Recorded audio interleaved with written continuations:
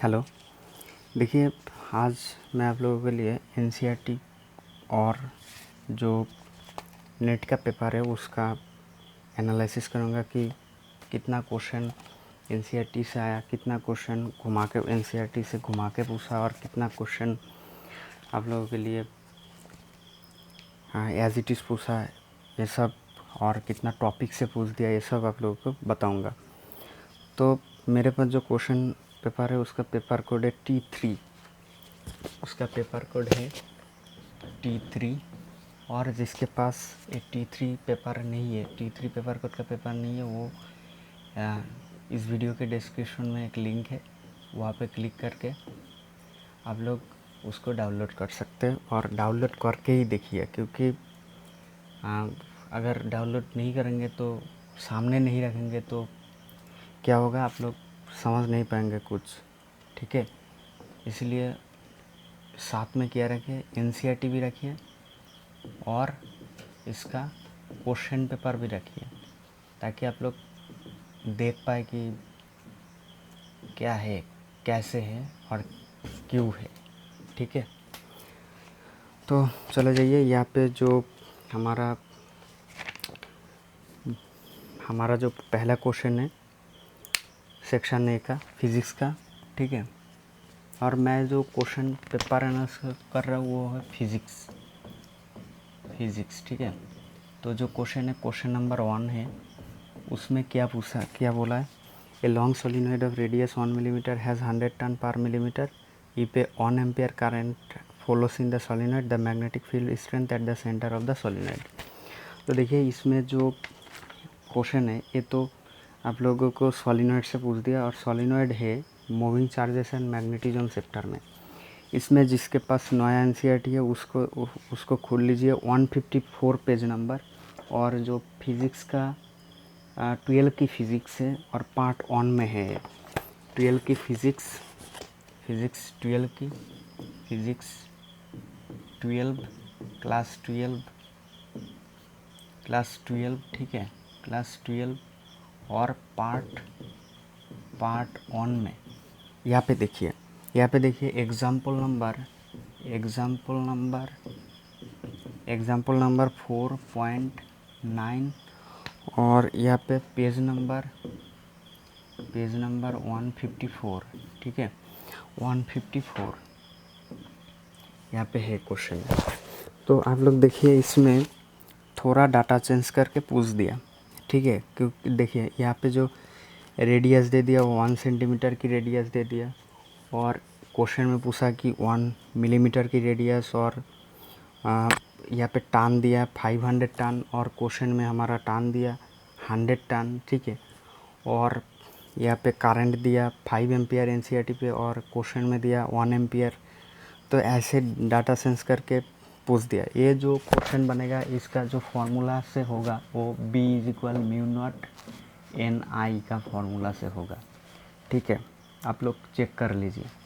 और इसका जो ऑप्शन जाएगा, क्वेश्चन का जो ऑप्शन जाएगा वो ऑप्शन नंबर 1 पे जाएगा। T3 सेट में देखिए ऑप्शन नंबर 1, जिसका आंसर 12.56 इंटू 10⁻² टेस्ला, ठीक है। तो इसके बाद आप लोग चले आइएगा दोनों क्वेश्चन नंबर 2 पे चले आइएगा। क्वेश्चन नंबर 2 पे क्या बोला है, ये तो क्वेश्चन नंबर 2 रे ऑप्टिक्स से पूछा, ठीक है, लेंस से पूछ दिया, ठीक है। क्वेश्चन नंबर 2 में क्या बोला है, क्वेश्चन नंबर 2 में बोला है कि a biconvex lens has radius of curvature 20 centimetre each if the refractive index of the material of the lens is 1.5, the power of the lens, power पूछा है, ठीक है, पावर पूछा है, क्या पूछा है, पावर कितना है। तो पावर होता है 1/f, इसका जो फार्मूला से बनेगा वो होगा 1/f into n-1 1/f is equal n-1 into 1/r1 minus 1/r2, यहाँ से इस फार्मूला से होगा, ठीक है। तो देखिए इसमें जो है वो लेंस में चलेगा। लेंस कहाँ पे? फिज़िक्स की 12 की फिज़िक्स पार्ट 2 पे, ठीक है, 12 की फिज़िक्स पार्ट 2 पे चलेगा। देखिए फिज़िक्स की 12 की फिज़िक्स की पार्ट 2, इसमें रे ऑप्टिक्स में, ठीक है, पहला ही चैप्टर है यहाँ पे। हाँ, ray optics and optical instrument. इसमें आप लोग सीधा आइएगा लेंस की टॉपिक में, जहाँ पे टॉपिक है पावर ऑफ लेंस। उसमें देखिए एग्जाम्पल नंबर 9.8 क्या है? क्लास 12 की physics, class 12 part 2, ray optics example number चलिए 9.8। उसमें देखिए क्या क्या थोड़ा सा ट्रिकी बना के पूछा। देखिए यहाँ पे तो बहुत सारे क्वेश्चन है, टोटल यहाँ पे 3 क्वेश्चन है, ठीक है।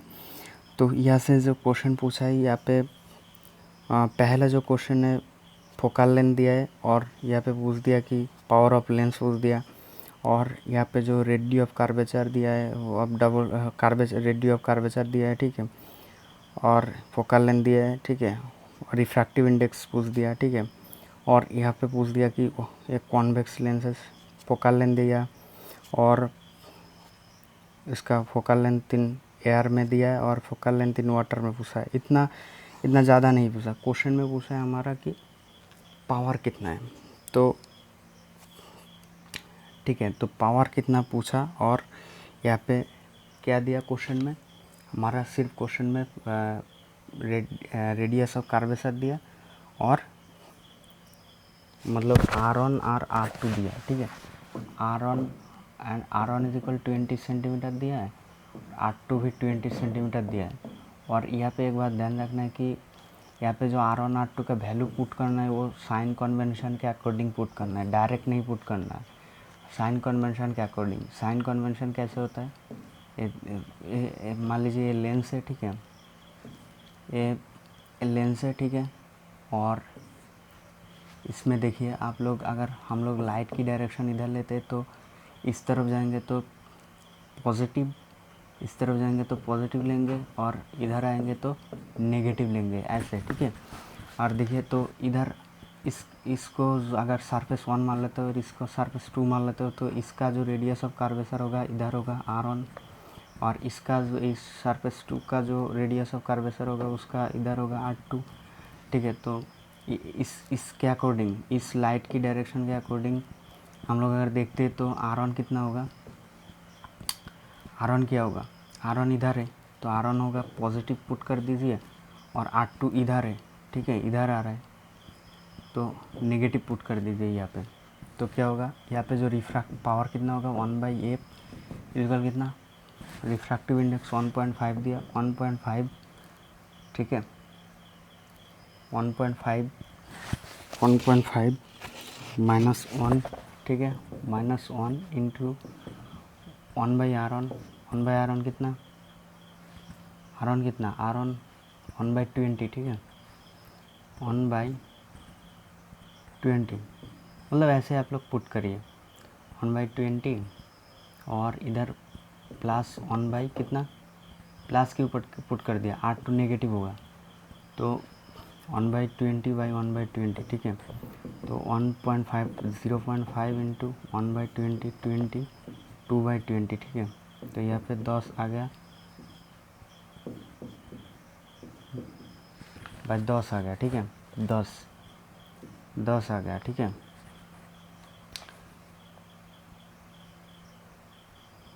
ठीक है, तो यहाँ पे देखिए 1/20 आ गया, तो यहाँ पे कर देखिए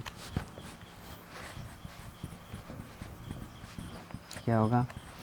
power is equal 1/f is equal 1/20। ये तो सेंटीमीटर में, देखिए इसमें 100 सेंटीमीटर में अगर पुट किया हम लोग तो यहाँ पे 100 से मल्टीप्लाई कर देना है, तो 5, तो देखिए क्या है? +5, तो +5 क्योंकि यहाँ पे पॉजिटिव वैल्यू, तो P इज इक्वल +5 डायोप्टर आ गया। ठीक है, सेकेंड ऑप्शन है, सेकेंड ऑप्शन। तो ऐसे करना है। ठीक है, और आप लोग इस बार आगे बढ़ जाइए, इस बार और आगे देखेंगे, और आगे आप लोग देखेंगे कि 3 नंबर क्वेश्चन, 3 नंबर क्वेश्चन देखिए,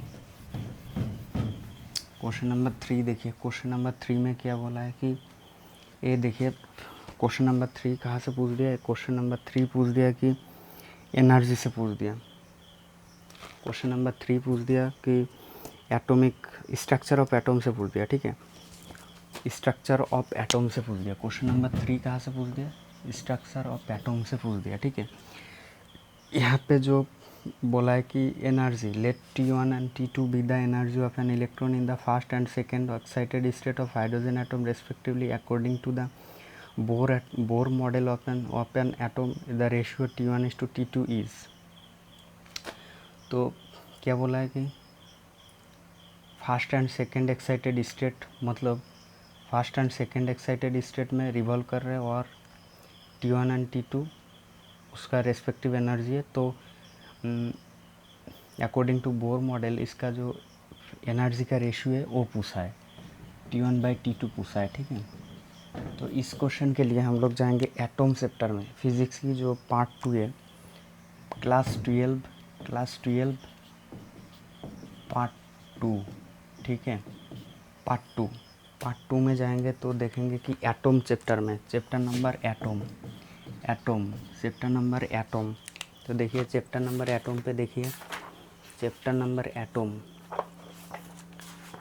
एटॉम पेज नंबर आप लोग जाइएगा, पेज नंबर 425, पेज नंबर 425 पे जाइएगा, नया NCERT पे। ठीक है, पेज नंबर 425 पे जाइएगा और देखिए इसमें जो टॉपिक नेम है वो bore model of the hydrogen atom, bore model of the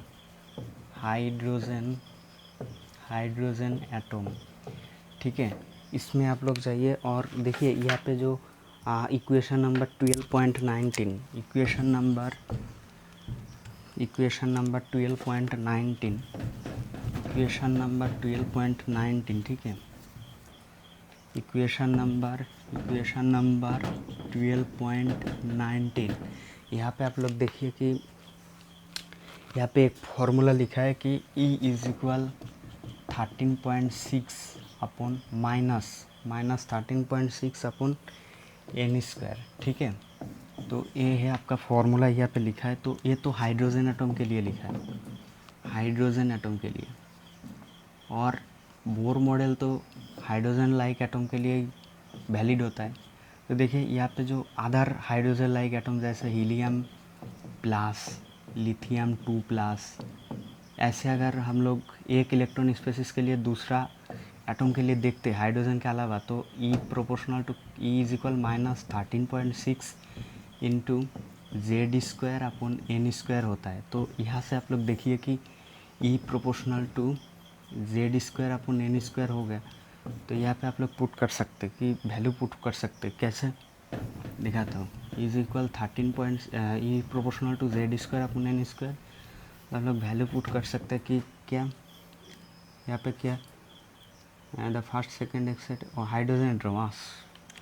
तो यहाँ पे तो हाइड्रोजन एटम के लिए पूछा है, तो आप लोग डायरेक्ट क्या फार्मूला था उस एटम उसमें इससे ही हो जाएगा। ये E इज इक्वल क्या दिया है 13.6 अपॉन n² दिया है। ठीक है, तो यहाँ पे लिख सकते हैं E proportional to 1 upon n²। ठीक है, तो E proportional to 1 upon n²। तो यहाँ पे जो n1 की वैल्यू होता है, n1 की वैल्यू कितना, फर्स्ट एक्साइटेड स्टेट, तो n1 की वैल्यू 2 हो जाएगा, और n2 सेकेंड एक्साइटेड स्टेट है, सेकेंड एक्साइटेड स्टेट, तो n2 की वैल्यू 3, तो n2 की वैल्यू 3 होता है। तो E का वैल्यू यहाँ पे T1/T2 के हिसाब से लेना है। T1/T2 इज इक्वल कितना, n2 इस बाई n1 तार होल स्क्वायर इज इक्वल कितना, n2 की वैल्यू कितना 9 अपॉन, मतलब n2 की वैल्यू 3 अपॉन कितना 2 होल स्क्वायर दीजिए, और 9/4 9/4 कर दीजिए, ठीक है, N2/N1। तो देखिए कौन सा ऑप्शन थर्ड ऑप्शन में जाएगा, ऑप्शन नंबर थर्ड, ठीक है। ये तो हो गया।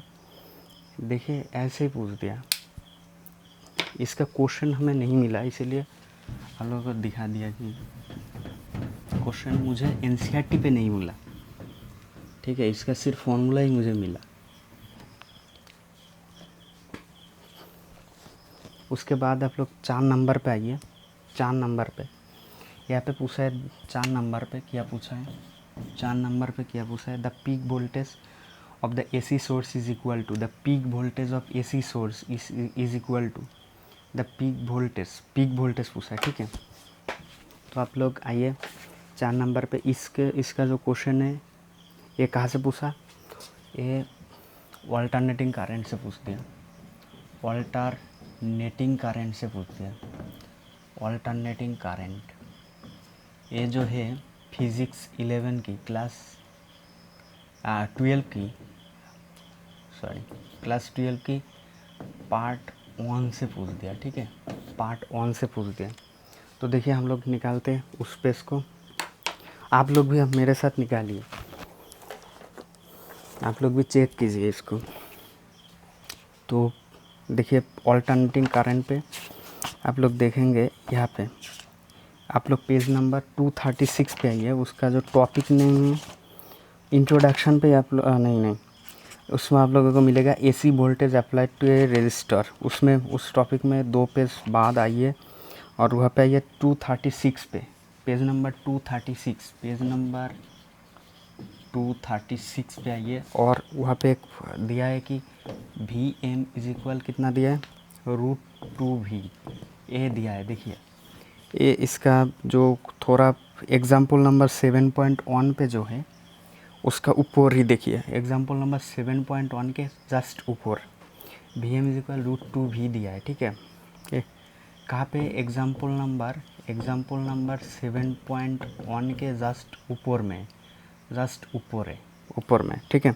तो V M is equal √2V दिया है। यहाँ पे जो वी एम होता है वो आप लोग चेक कर सकते हैं, वी एम होता है यहाँ पे, जो वी एम होता है वो होता है आप लोग के पीक वोल्टेज होता है, ठीक है। पीक वोल्टेज मतलब एम्पलीट्यूड, पीक वोल्टेज मतलब एम्पलीट्यूड,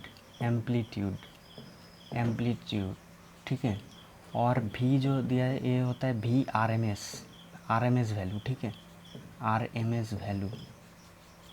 तो क्वेश्चन में हमारा पूछा था कि the peak voltage of the AC source is equal to, question में पूछा है कि the peak voltage of the AC source equal to peak voltage, V M क्या होता है, वी एम क्या होता है, तो वी एम क्या होता है आप लोग बताइए, वी एम क्या होता है, पीक वोल्टेज। देखिए यहाँ पे हम लोग लिख सकते क्या, यहाँ पे हम लोग इस इक्वेशन से हम लोग क्या लिख सकते, peak voltage is equal to √2 into RMS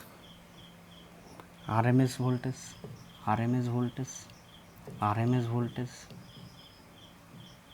ये लिख सकते हैं।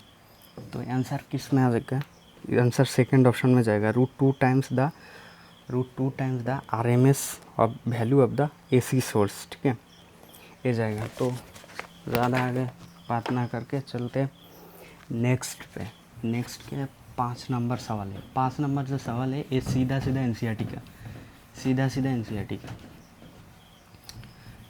एनसीईआरटी का इलेक्ट्रोमैग्नेटिक वेव्स है। 5 नंबर जो सवाल है वो सीधा इलेक्ट्रोमैग्नेटिक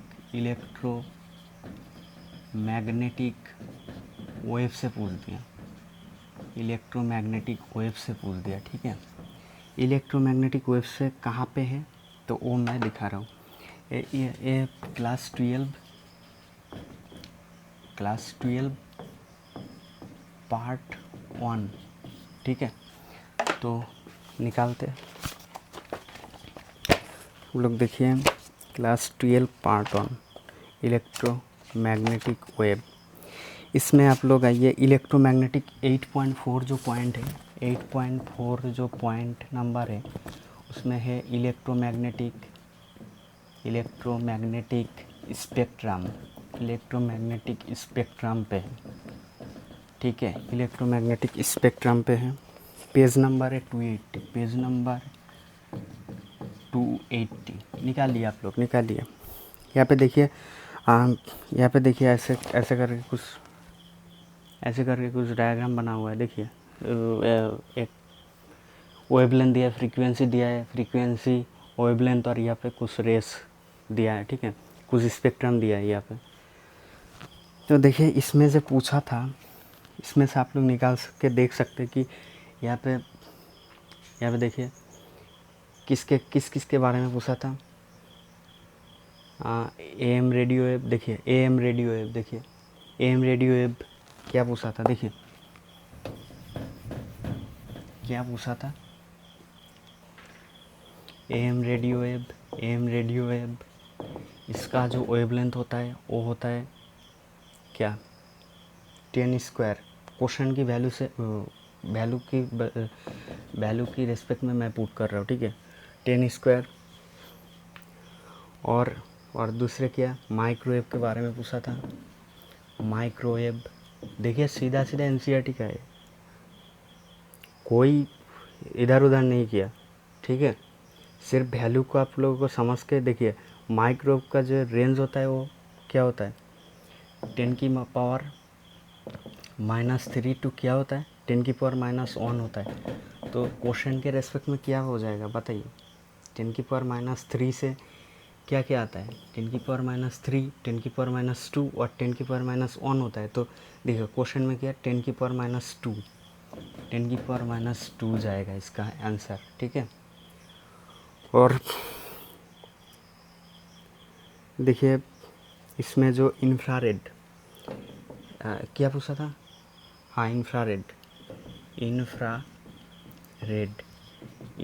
का क्या होता है, इसमें देखिए 10 की पावर -5, 10 की पावर -4, ठीक है, 10 की पावर -5, 10 की पावर -4। तो आप लोग देखिए क्वेश्चन के रेस्पेक्ट में क्या हो जाएगा, इसका इंफ्रारेड का 10 की पावर -4 हो जाएगा, ठीक है, 10 की पावर -4 हो जाएगा। तो और एक के बारे में पूछा था, एक्सरे, ठीक है, एक्सरे देखिए, हाँ एक्सरे 10 की पावर -12, 10 की power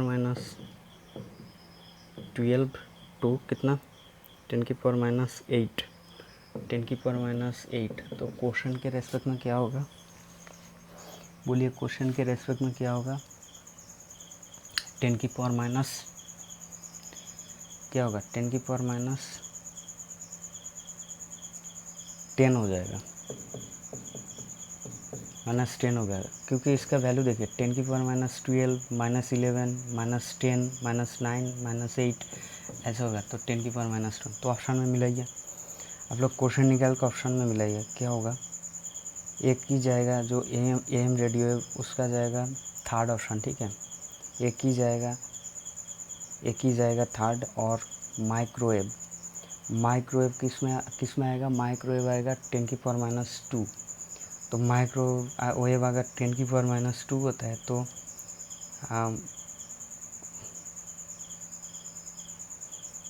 sorry am radio wave जाएगा 10 स्क्वायर, ए ऑप्शन जाएगा सेकेंड में, ठीक है। तो सीधा थर्ड ऑप्शन आ गया, तब भी क्रॉस चेक कर लेते हैं हम लोग। बी का माइक्रोवेव जाएगा थर्ड ऑप्शन में, ठीक है। और C4 इंफ्रारेड जाएगा 10 की पावर -4, ठीक है, इंफ्रारेड जाएगा फोर्थ ऑप्शन में। और डी एक्सरे जाएगा फर्स्ट ऑप्शन में, एक्सरे जाएगा 10 की पावर -10। तो हमारा जो ऑप्शन आएगा वो थर्ड ऑप्शन पे आएगा, option number third is correct answer, ठीक है। तो इसके बाद चले जाते हैं क्वेश्चन नंबर 6। बहुत ही अच्छा सवाल है थोड़ा, EM वेव से पूछ दिया, क्या बोल रहा हूँ, हाँ इलेक्ट्रोमैग्नेटिक इंडक्शन से पूछ दिया, ठीक है, इलेक्ट्रोमैग्नेटिक इंडक्शन से पूछ दिया। तो देखिए ये भी एनसीईआरटी में है लेकिन थोड़ा ट्रिकी बनाया। देखिए क्या ट्रिकी बनाया, तो जो क्वेश्चन नंबर 6 है वो पूछा कि इलेक्ट्रोमैग्नेटिक इंडक्शन से पूछ दिया, इलेक्ट्रोमैग्नेटिक इंडक्शन से पूछ दिया। तो यहाँ पे जो इलेक्ट्रोमैग्नेटिक इंडक्शन से पूछा, यहाँ पे बोला कि square loop of side 1 metre and resistance 1 ohm. देखिए पहले क्वेश्चन निकालते हैं इलेक्ट्रोमैग्नेटिक इंडक्शन पे। ये कहाँ पे, क्लास 12 पार्ट 1 से ही पूछ रहा है, ठीक है, पार्ट 1। देखिए इलेक्ट्रोमैग्नेटिक इंडक्शन निकालिए, इलेक्ट्रोमैग्नेटिक इंडक्शन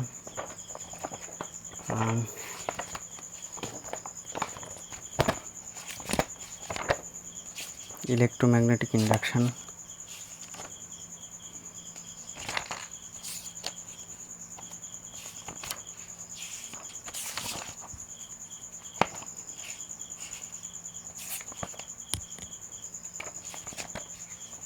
मतलब EMI जिसका शॉर्ट फॉर्म है। इलेक्ट्रोमैग्नेटिक इंडक्शन पे आप लोग देखिए आ गया।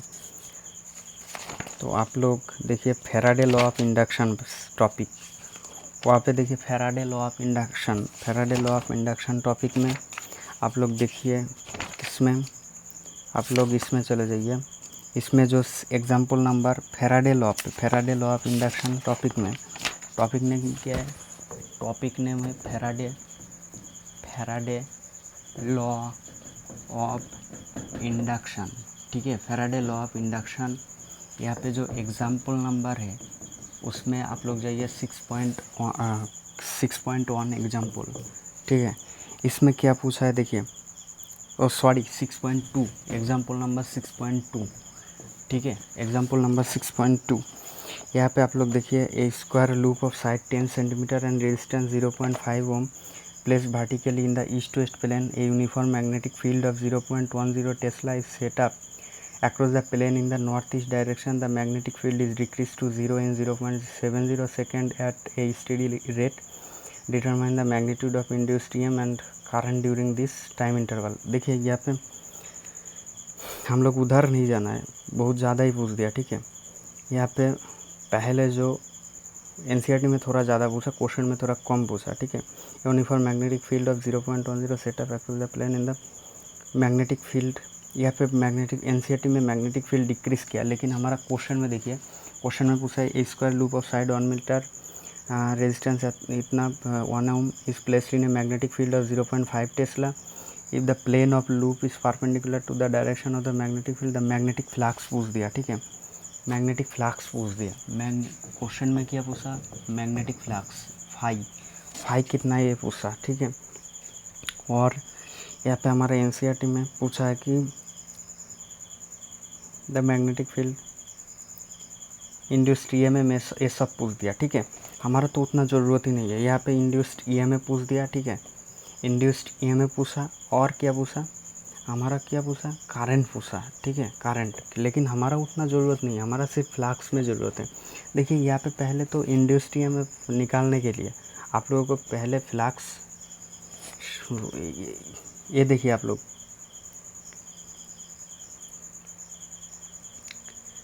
देखिए कि पहले आप लोगों को यहाँ पे जो क्वेश्चन पूछा है, यहाँ पे आप लोग जा सकते हैं कि इसमें आप लोग यहाँ से आप लोग फाई की वैल्यू पुट कर सकते हैं। फाई की वैल्यू, यहाँ पे फाई की वैल्यू जो निकालने के लिए हम लोग का ज़रूरत है, सिर्फ हम लोग वहीं पे ध्यान देंगे, क्योंकि वीडियो ज़्यादा लेंदी नहीं बनाएंगे।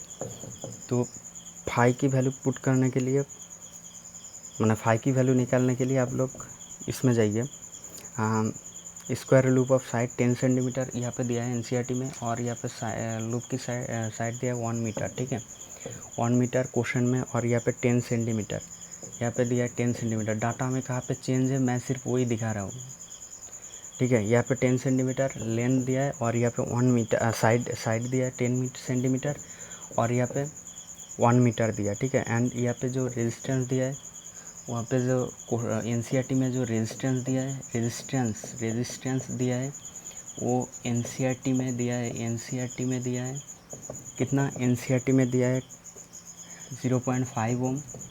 और यहाँ पे जो नीट में पूछा है, नीट में पूछा है वो क्या दिया है, 1 ओम दिया है, ठीक है, सिर्फ यही सेंस। और प्लेस वर्टिकली, यहाँ पे place vertically in the east west plane, ऐसे एनसीईआरटी में जो प्लेन दिया है कि vertically in the east west plane, ठीक है, vertically in the east west plane, ठीक है। यहाँ पे जो नॉर्थ साउथ ईस्ट वेस्ट, ठीक है, तो ईस्ट वेस्ट प्लेन मतलब ये ऐसे इस प्लेन में रखा है, इस प्लेन में रखा है, ईस्ट वेस्ट प्लेन अंदर, ठीक है, ऐसे रखा है ऐसे। तो इसका एरिया जाएगा क्या, नॉर्थ डायरेक्शन या साउथ डायरेक्शन में इसका एरिया जाएगा, ठीक है। तो देखिए ऐसे रखा है तो इसका एरिया इधर जाएगा। और एनसीईआरटी का डाटा बता रहा हूँ मैं। और यहाँ पे जो हमारा और मैग्नेटिक फील्ड दिया है, मैग्नेटिक फील्ड दिया है क्या 0.10 टेस्ला, मैग्नेटिक फील्ड यहाँ पे दिया है। एनसीईआरटी में मैग्नेटिक फील्ड दिया है कितना, एनसीईआरटी में मैग्नेट 0.10 टेस्ला। और हमारा नीट में पूछा है कि नीट में जो सवाल पूछा है उसमें मैग्नेटिक फील्ड दिया है 0.5 टेस्ला, ठीक है, 0.50 टेस्ला। तो आप लोग ये देख सकते कि इस बार तो यहाँ पे और जो डायरेक्शन दिया है, यहाँ पे जो 0.10 टेस्ला एनसीईआरटी का सवाल है उसमें जो डायरेक्शन दिया है उसमें नॉर्थ ईस्ट डायरेक्शन, ठीक है, मैग्नेटिक फील्ड एनसीईआरटी में, ठीक है, एनसीईआरटी में जो मैग्नेटिक फील्ड दिया नॉर्थ ईस्ट डायरेक्शन मतलब एंगल 45 डिग्री पे। तो यहाँ पे आप लोग फाई निकाल सकते क्या, बी ए कॉस फाई क्या होता है, बी डॉट ए होता है, बी डॉट ए, तो बी ए कॉस थीटा करके निकाल सकते। तो बी ए कॉस थीटा मतलब बी कितना, एनसीईआरटी क्या बता रहा हूँ 0.10 इंटू एरिया कितना, एरिया आप लोग निकाल सकते हैं एल स्क्वायर मतलब side square multiply by cos 45 put कर सकते हैं, ऐसे आप लोग निकाल सकते हैं, ठीक है, ऐसे आप लोग फाई की वैल्यू निकाल सकते हैं। और इस बार जाएंगे नीट की सवाल पे, इस बार जाएंगे नीट की सवाल पे। नीट की सवाल कैसे करना है इस बार वो उसको डिस्कस करेंगे। नीट देखिए, नीट की जो सवाल है और इसका जो पेज नंबर शायद नहीं बताया, इसका जो पेज नंबर आइएगा 208, पेज नंबर 208 पे, ठीक है। और जो इस बार नीट की सवाल देखेंगे कि यहाँ पे देखिए साइड तो 1 मीटर दिया है और रेजिस्टेंस 1 ओम दिया है और placed in a magnetic field 0.5 tesla if the plane of the loop is perpendicular to the direction of the magnetic field. वो सेम ही बात है, ठीक है। वहाँ पे हमारा क्या था, ईस्ट वेस्ट प्लेन में था, इसी प्लेन में था, ठीक है, ऐसे करके ऐसे प्लेन में था, ऐसे था, और एरिया उधर इधर आया था और इधर बी इधर आया था एनसीईआरटी में। और नीट पे देखिए, ये तो एनसीईआरटी में, और नीट पे देखिए, नीट पे क्या है, नीट पे जो सवाल है उसमें ये the plane of the loop, plane मान लीजिए इधर ही है, एज्यूम कर लिया, ये तो डायरेक्टली बताया नहीं लेकिन हम लोग एज्यूम किया ऐसे। और if the plane of the loop is perpendicular to the direction of magnetic field. तो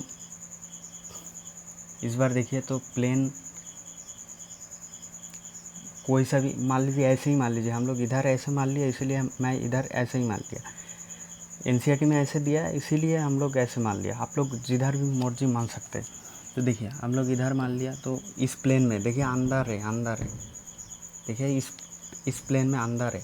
और आप लोग ये कीजिए, देखिए बोर्ड की प्लेन में मान लिया स्क्वायर लूप, ठीक है, तो इसका एरिया किधर आएगा, इसका जो एरिया आएगा वो मान लीजिए अपवर्ड है, इधर की तरफ या उधर की तरफ भी मान सकते।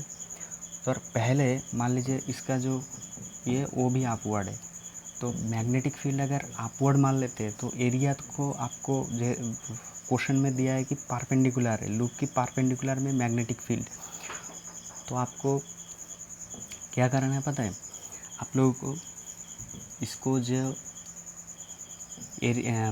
लूप है इसी प्लेन में लेना है। मैग्नेटिक फील्ड अगर अपवर्ड में लेते तो लूप को आपको इसी प्लेन में लेना है, ठीक है, क्योंकि यहाँ पे क्वेश्चन में सेट करके दिया है 90 डिग्री, ठीक है। तो देखिए एरिया तो प्लेन इसी प्लेन में लेते तो एरिया अपवर्ड जाएगा, मैग्नेटिक फील्ड भी अपवर्ड आया, तो यहाँ पे थीटा इजिकल कितना 0 डिग्री, तो बी ए कॉस 0 फ्लक्स आएगा ये, तो बी ए कॉस 0, तो इसका मतलब क्या, तो कॉस 0 का वैल्यू कितना 1 होता है, तो बी ए, तो देखिए बी ए करेंगे तो क्या दिया है 0 पॉइंट, एनसीईआरटी में क्या दिया है, मैग्नेटिक फील्ड कितना दिया, मैग्नेटिक फील्ड दिया है नीट में 0.5 दिया है, और एरिया कितना दिया है, एरिया आप लोग निकालिए, एरिया साइड का 1 स्क्वायर, तो यहाँ पे देखिए 0.5 ओ बार आ गया, कितना फास्ट ऑप्शन में आएगा, ठीक है, फास्ट ऑप्शन में आएगा। तो आप लोग ऐसे कर सकते हो। अगर कोई डाउट होता है तो मुझे तुरंत कमेंट में क्वेश्चन पूछिए, कहीं पे भी कोई डाउट होता है तो पूछिए इमीडिएट, ठीक है। इस बार देखिए क्वेश्चन नंबर 7 पे जाएंगे, ये भी और अच्छा सवाल पूछा है, ये देखिए एनसीईआरटी में डायरेक्ट नहीं है, ये जो क्वेश्चन नंबर 7 है ये पीएन जंक्शन से पूछ दिया, पीएन जंक्शन जो डायोड है वहाँ से पीएन जंक्शन से पूछ दिया, ठीक है। ये सेमीकंडक्टर में आता है, सेमीकंडक्टर में आता है, सेमीकंडक्टर में आता है, सेमीकंडक्टर में आता है। और ये जो क्वेश्चन पूछा है एनसीईआरटी का क्लास 12 का एनसीईआरटी, क्लास 12 का एनसीईआरटी पार्ट 2 में सेमीकंडक्टर एंड डिवाइसेस करके जो चैप्टर है वहाँ पे देखिए आप लोग, ठीक है। आप लोग देखते रहिए और मिलाते रहिए, पार्ट 2 में चले जाइए, पार्ट 2 सेमीकंडक्टर पार्ट 2 में आता है, ठीक है, 12 की फिजिक्स में। तो लास्ट की देखिए, लास्ट में देखिए जब पीएन जंक्शन में आइए,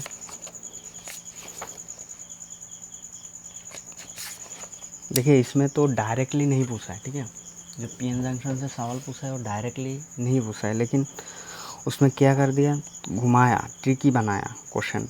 आप लोगों का जो टॉपिक है पीएन जंक्शन है, पी टाइप सेमीकंडक्टर है, एन टाइप सेमीकंडक्टर है, ठीक है, ये पढ़ के और पीएन जंक्शन पढ़ के आप लोगों को इसको सवाल कर सकते हैं, ठीक है। Diode, reverse bias, forward bias, ये सब पढ़ के आप लोगों को उसके अंदर ही बहुत सारे कॉन्सेप्ट है, उसके अंदर अगर आप लोग अच्छा से पढ़ेंगे तो समझ आएगा, यहाँ से ही पूछ दिया, ठीक है। तो देखिए इसमें जो सवाल बनाया, उसमें देखिए, इसमें जो सवाल बनाया उसमें देखिए आप लोग क्या पूछा है, इन द 3 सर्किट दिया है, ठीक है। इस सर्किट में क्या पूछा है, पोटेंशियल ड्रॉप किस में सेम होगा, ठीक है, कौन सा 2 पीएन जंक्शन है उसका पोटेंशियल ड्रॉप सेम होगा, ये पूछ दिया। तो देखिए हम लोग देखेंगे कि ये जो क्वेश्चन सॉल्व करने का ट्रिक होता है वो आप लोगों को दिखाता हूँ मैं थोड़ा। देखिए इस क्वेश्चन, देखिए यह दिया है पी, अच्छा पूरा मैं नहीं लिख रहा हूँ, नहीं तो वीडियो बहुत लंबा हो जाएगा। देखिए मैं सिर्फ बोल देता हूँ, ठीक है। यहाँ पे देखिए ए जो सर्किट बनाए, ए सर्किट में देखिए पी, देखिए ए सर्किट में क्या है, इधर तो पी है, ठीक है, यहाँ पे पी है, यहाँ पे पॉजिटिव साइड है, यहाँ पे पॉजिटिव है, और यहाँ पे पी है, और यहाँ पे नेगेटिव है, ठीक है। तो यहाँ पे पी फॉरवर्ड बायस मिल गया, तो सामने फॉरवर्ड बायस मिल गया, सामने भी पी एन, ठीक है, पी पहले तो फॉरवर्ड बायस मिल गया, और यहाँ पे देखिए यहाँ पे पॉजिटिव है, यहाँ पे तो फॉरवर्ड बायस मिल गया, इधर तो करंट फ्लो होगा, फॉरवर्ड बायस, इधर भी करंट फ्लो होगा, तो इधर भी करंट फ्लो होगा, तो सर्किट कंप्लीट हो गया। और इसमें देखिए बी, इसमें फॉरवर्ड बायस है, पी एन मिल गया फॉरवर्ड बायस। इसमें देखिए नेगेटिव एन एन पी, तो इधर रिवर्स बायस मिल गया, तो देखिए इधर करंट नहीं फ्लो होगा। तो देखिए इधर आके करंट फ्लो होगा ये बोलना सही नहीं है, करंट तो फ्लो होगा लेकिन बहुत नेग्लिजिबल अमाउंट में फ्लो होगा। तो सर्किट हम लोग क्वेश्चन सॉल्व करने के टाइम मान लेते हैं कि इसमें करंट नहीं फ्लो होगा और इसमें सर्किट इनकम्प्लीट रहेगा। तो ठीक है, तो इसमें देखिए इधर पॉजिटिव है इस साइड और इधर नेगेटिव है, तो इस साइड से चलिए, इधर पॉजिटिव, इधर तो फॉरवर्ड बायस मिल गया, करंट फ्लो होगा, तो इधर फॉरवर्ड बायस मिल गया तो इधर करंट फ्लो होगा। तो देखिए, तो ए और सी, ए एंड सी, इस दोनों ऑप्शन में दोनों ही टाइप के फॉरवर्ड बायस मिल गया और इसमें से दोनों ही टाइप से करंट फ्लो होके सर्किट कंप्लीट होगा। तो और इसमें एक में करंट फ्लो नहीं होगा और एक में करंट फ्लो होगा, तो दोनों सेम मिल गया ना इसमें ए एंड सी में। तो देखिए इसका ऑप्शन थर्ड ऑप्शन में जाएगा, ठीक है। और 8 नंबर पे जाइए, 8 नंबर सीधा ये पूछा है कि इससे पूछा है, कहाँ से पूछा है, डिस्प्लेसमेंट टाइम ग्राफ देके वेलोसिटी पूछा है। इसमें वो जो काइनेमेटिक्स से पूछा है, ठीक है। काइनेमेटिक्स कहाँ पे है, देखिए आप लोग जाइएगा, चैप्टर नेम है motion in straight line, NCERT का क्लास 11 की एनसीईआरटी पार्ट 11 की एनसीईआरटी पार्ट 1, ठीक है। इसमें तो आप लोग जाइएगा, यहाँ पे जो देखिए आप लोग आएगा जहाँ पे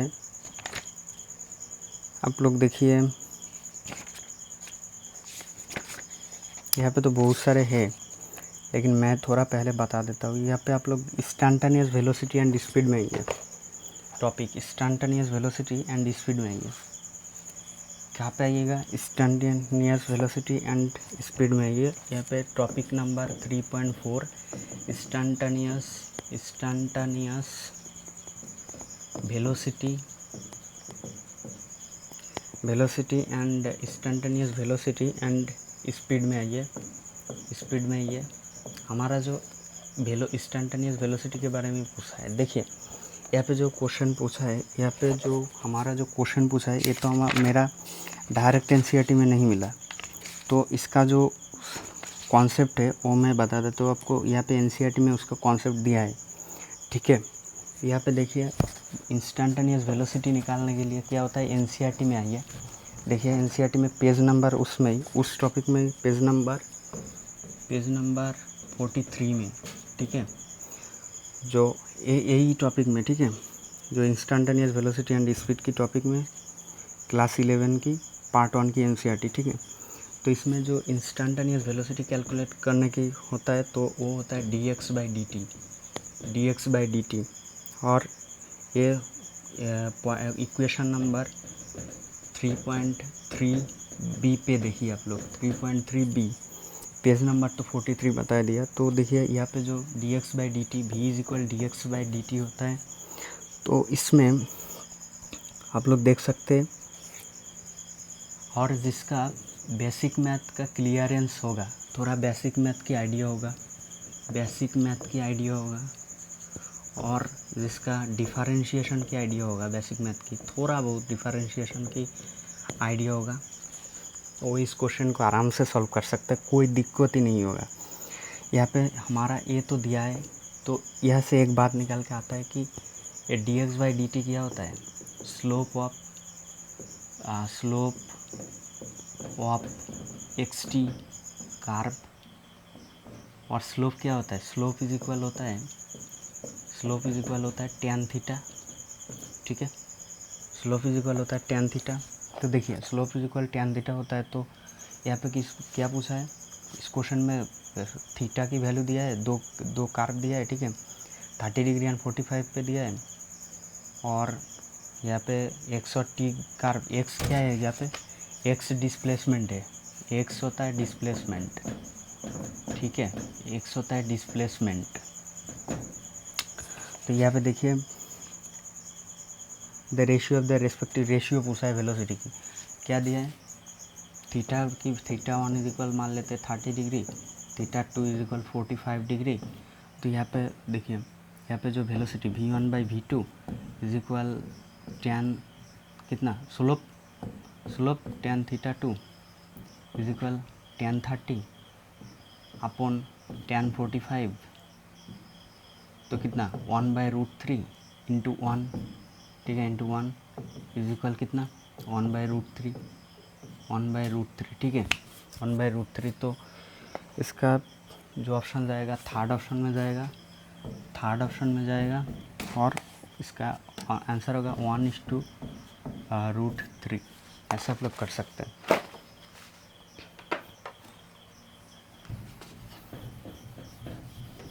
आगे चलिए, 7 नंबर तक हो गया, 7 नंबर तक हो गया।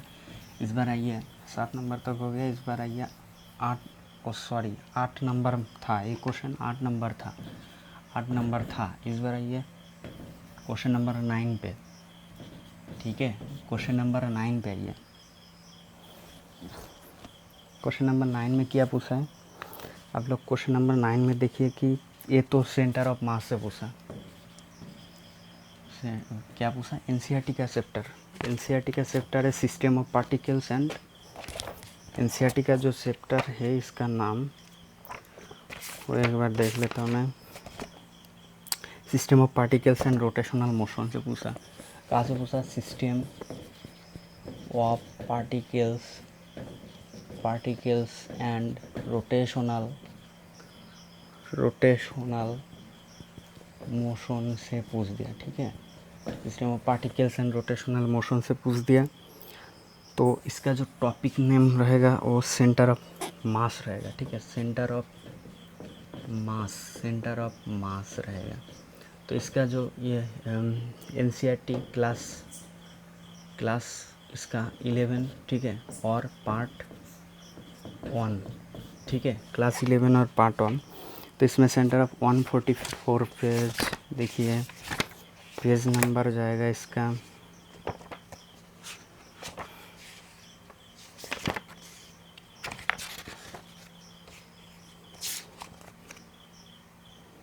पेज नंबर रहेगा पेज नंबर 144, पेज नंबर 144। तो देखिए इसका अगर पेज नंबर हम लोग देखते हैं तो इसका तो direct as it is NCERT से नहीं पूछा है क्वेश्चन। जो नीट का जो सवाल था उसमें डायरेक्ट एनसीईआरटी से नहीं पूछा था, उसमें क्या पूछा था, जो टॉपिक था उसके रेस्पेक्ट में जो कॉन्सेप्ट बनेगा उस कॉन्सेप्ट से पूछ दिया। देखिए यहाँ पे एक सवाल है, एक इक्वेशन है, पेज नंबर 144 145 पे, वहाँ पे जो सवाल है यहाँ पे देखिए वो इक्वेशन नंबर है, वहाँ पे देखिए आप लोग, यहाँ पे जो इक्वेशन है यहाँ पे लिखा है x, यहाँ पे लिखा है if the two particle have the same mass, equal mass of centre of mass lies exactly midway between them. इसी टाइप से ही बनेगा। देखिए यहाँ पे आप लोग मिलाइए, दस for two particle of equal mass the centre of mass lies exactly midway between them. इसका मतलब क्या है, अगर किसी दो पार्टिकल है उसका अगर मास मान लीजिए यहाँ पे 1 kg का, उसका मास सेम होता है, किसी दो पार्टिकल है उसका मास सेम होता है, तो क्या होता है, तो उसका जो सेंटर ऑफ मास होता है, तो देखिए m kg मान लीजिए यहाँ पे, उसका जो सेंटर ऑफ मास होता है मिड लाइन पे होता है। देखिए यहाँ पे m kg लीजिए, यहाँ पे m kg लीजिए, और यहाँ पे जो सेंटर ऑफ मास है वो क्या होगा, ये तो इक्वल मास है, तो इसका इधर जितना खींचेगा उधर भी उतना ही अमाउंट में उधर खींचेगा, तो इसका जो सेंटर ऑफ मास आएगा वो सेंटर में आएगा, ठीक है, मिड लाइन पे, मिड पॉइंट पे आएगा। इधर अगर हम लोग r मान लेते हैं तो इधर भी r हो जाएगा, ठीक है, ये सेंटर ऑफ मास हो जाएगा, ठीक है, इस पॉइंट होगा सेंटर ऑफ मास, इस मिड पॉइंट, ठीक है। तो ऐसे देखिए क्वेश्चन में ऐसे नहीं पूछा, क्वेश्चन में पूछा कि क्वेश्चन में आप लोगों का पूछा है कि टू ऑब्जेक्ट, अब 10 kg and 20 kg respectively are. क्या पूछा है? एनसीईआरटी में थोड़ा ट्रिकी बना के पूछा। इसको करने के लिए, इस सवाल को करने के लिए क्या करना पड़ता है? बहुत सारे क्वेश्चन प्रैक्टिस करना पड़ता है, तब जाके ये सब क्वेश्चन बनता है, नहीं तो ये सब क्वेश्चन नहीं बनता है। ठीक है, पता ही नहीं चल पाएगा क्या कहाँ से कितना पूछ दिया। ठीक है, तो यहाँ पे देखिए क्या बोला, 2 object of mass 10 kg and 20 kg, ठीक है, respectively are connected by the 2 end of rigid rod. ये मान लीजिए एक रिजिड रॉड है, ठीक है, रॉड है ऑफ लेंथ 10 मीटर, ठीक है, विथ नेग्लिजिबल मास। ये रॉड का जो मास है वो नेग्लिजिबल है, ठीक है, कोई मास नहीं है। तो the distance of the centre of mass of the system from the 10 kg mass is, the distance of the centre of mass of the system, the distance of the centre of mass of the system from the 10 kg mass is, मतलब 10 kg मास से centre of मास का दूरी कितना होगा। मान लीजिए R1, ठीक है, ये R1 का वैल्यू कितना होगा ये आपको बताना है। और इसको R मान लीजिए, R, इसको पूरा डिस्टेंस R मान लीजिए। तो एनसीईआरटी में एक लाइन लिखा है कि इक्वल मास होगा तो हमारा मिड लाइन पे होगा m kg, तो यहाँ पे होगा सेंटर ऑफ मास। लेकिन अगर मिड लाइन पे इक्वल मास ना होके किसी एक साइड कम और एक साइड ज़्यादा होता है तो तब क्या करना होगा? तब एक बात आप लोगों को ध्यान रखना होगा कि जिसका मास ज़्यादा होगा सेंटर ऑफ मास उधर की तरफ शिफ्ट हो जाएगा, सेंटर ऑफ मास उधर की तरफ शिफ्ट हो जाएगा। इसका मतलब मैं इसको छोटा मास की तरफ सेंटर ऑफ मास बनाया नहीं, इधर इस तरफ 5 बनाया, इधर नहीं होगा, क्या होगा, इधर कहीं पे, मतलब इधर कहीं पे होगा, इसकी तरफ होगा। तो इसका जो R1 का वैल्यू, R1 डिस्टेंस थोड़ा और बढ़ जाएगा, यहाँ पे नहीं होके इधर आएगा। तो कितना बढ़ जाएगा वही पूछा है, इसका R1 का वैल्यू कितना होगा वही पूछा है। तो देखिए इसको निकालने के लिए एक होता है, तो जिसका मास ज़्यादा होगा तो उसके तरफ होगा सेंटर ऑफ मास, तो क्या होगा, इसका एक फॉर्मूला होता है क्या, R1 इज इक्वल R जो होता है, इसका मतलब क्या है, जिसका मास ज़्यादा है उसकी तरफ होता है, तो इसका मतलब क्या है, इसका मतलब जिसका डिस्टेंस अगर कम होता है तो क्या होता है, सेंटर ऑफ मास की जस्ट देखिए इसका जो R1 है, इसका एक फार्मूला होता है क्या, M2R upon M1 plus M2, ठीक है, M2 by M1 plus M2 into R, ठीक है। और R2 होता है क्या, R2, इसको अगर R2 हम लोग मान लेते हैं तो R2 इजिकल क्या होता है, M1 by M1 plus M2 R, ठीक है। तो देखिए इसको देखिए, तो फॉर्मूला ऐसे सेट किया कि R और M की यहाँ पे इन्वर्सली प्रोपोर्शनल होता है, ठीक है, इस R के साथ, ठीक है।